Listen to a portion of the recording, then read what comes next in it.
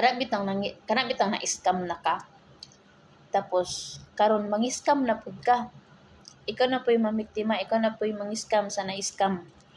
Kay lagi maayo lagi daw nga game, maayo lagi daw nga kuan siya nga sini maayo ang pamalakad kuno ana nga website daw. O di sana all kay gamay ra daw ang puhunan. Ay di diha na mo. Scam pa mo. Haggard atong face, guys.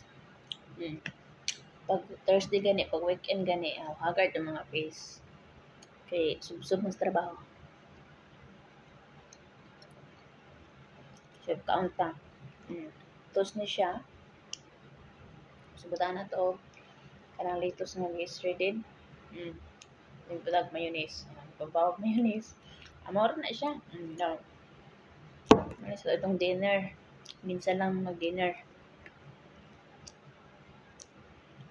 Kasi diet lagi. Sila, makaon sila tayo nani. Sila na to.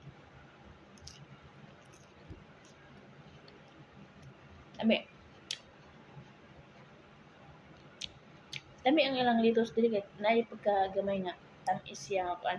Sa tuwa lagi sa Pinas lagi pag ano nimo ang litos bitaw. Di ba naay laya na may litos sa tuwa nga daghan siya klase ni murag pichay, di ba? Ang pichay medyo pait-pait pag imong kilawon. Then ang katong kuan Chinese, wala ko kakuan sa Chinese kung ano sa lasa pag kilawon nimo. Sa kilaw lang ha. Kaysa inani kuan siya, ano siya ba? Litos hindi. Tamis.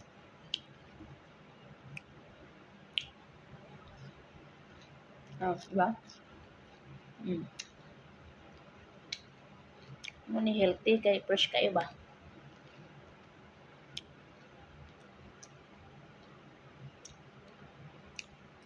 So mo lagi no.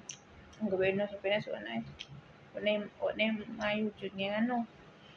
Ato ang president wala na dili na niya ma-handle ang tanan, dili na niya makuan jud. Mo na nga isig panig na lang gaya iya nagkuan.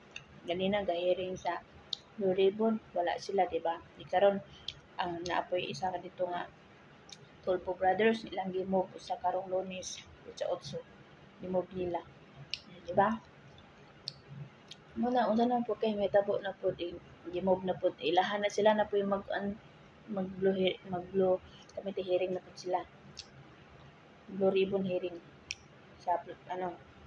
Ito wala na siya kuan bitaw, wala na yung maayo nga dili na siya patas ang tanan. Kay kung